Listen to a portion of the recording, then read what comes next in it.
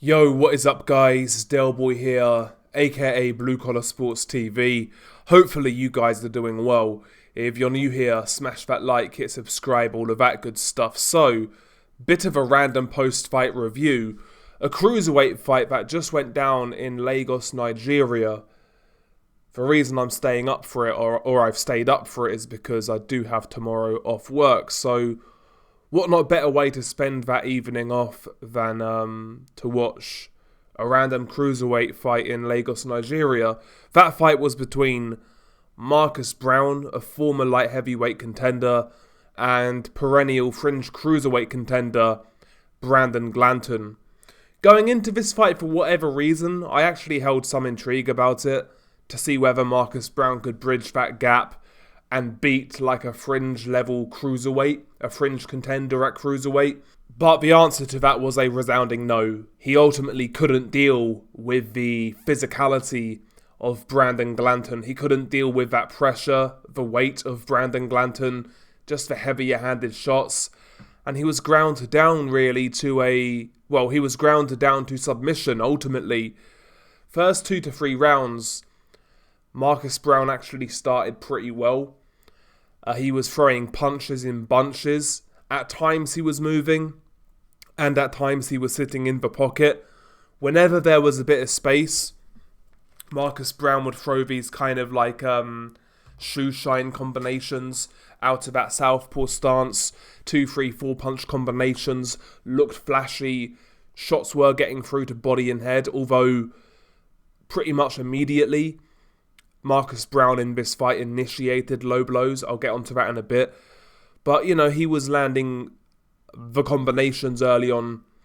And he was more active early on, I would say. Not that he was more active, but his work was just a lot cleaner to score. And it looked a lot more flashy being put in combinations. Brandon Glanton, as we would expect, was applying pressure, trying to bulldoze Marcus Browne early on. And, he managed to push Marcus Browne back against the ropes. And he was trying to work away, but when he was trying to work in the first 2 to 3 rounds, I felt Glanton was smothering his own work too much.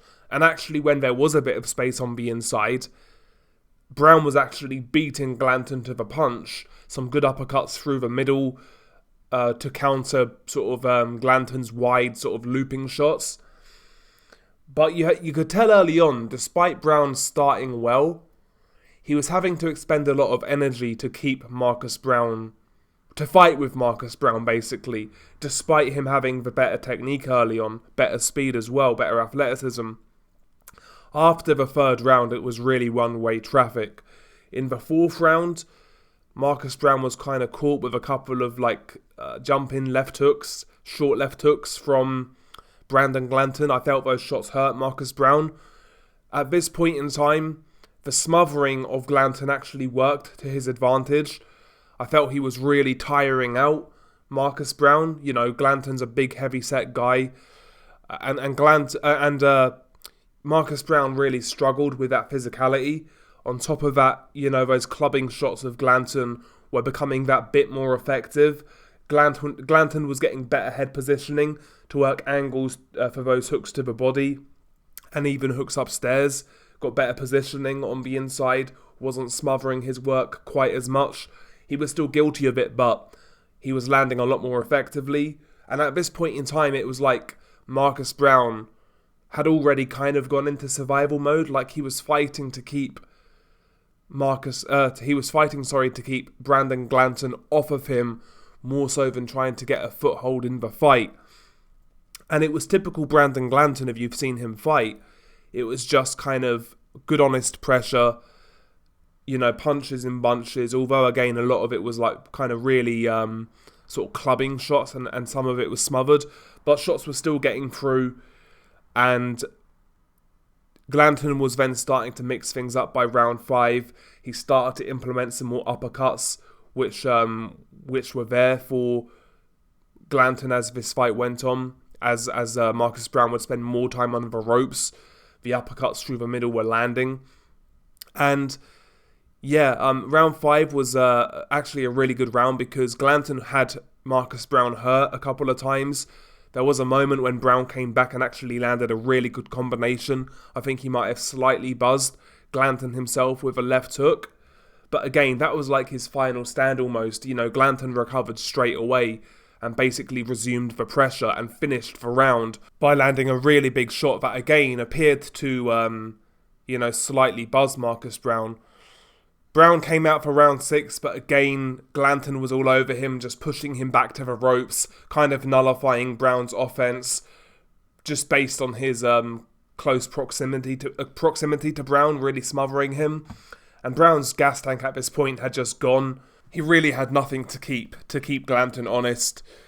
Kind of got beat up in round 6, went back to the corner, cut eye, slightly swollen eye, and Marcus Browne didn't decide to come out for round 7.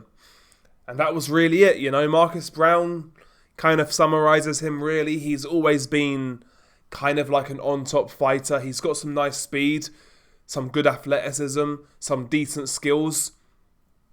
But, you know, every time in his career when he's been caught or when it's been put on him, he's always looked very fragile. We saw that against Beterbiev. But can't really judge that because it's Beterbiev, but, you know, the Jean-Pascal fight, a fight in which he was expected to win.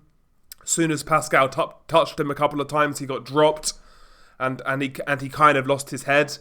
Even early in his career against Hot Rod Kaladzic, where he got dropped a couple of times again, really was lucky to get a win that fight.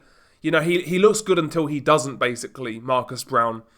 And when he has a moment of crisis, I don't think he responds well, and I think this is just another example of that, quite frankly.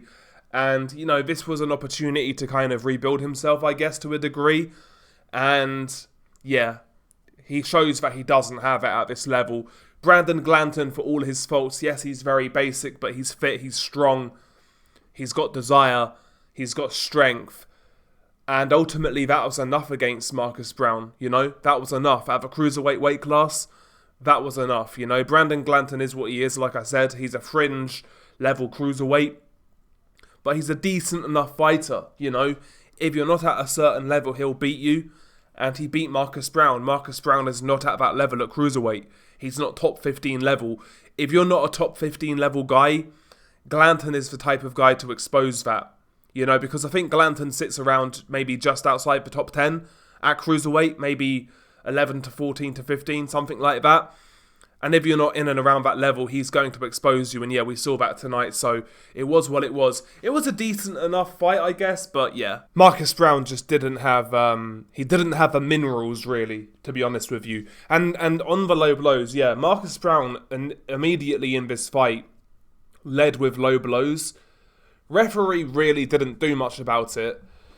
Brandon Glanton at that point in time basically fought fire with fire. Again, the referee didn't warn him either, but he fought fire with fire. He used Marcus Browne's dirty tactics against him. He responded with his own low blows.